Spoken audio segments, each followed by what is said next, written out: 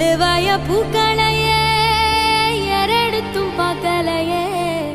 ஆளால ஒன்றேருப்பு கொத்துதையா அச்சருந்த ராட்டினம் போல சுத்துதையா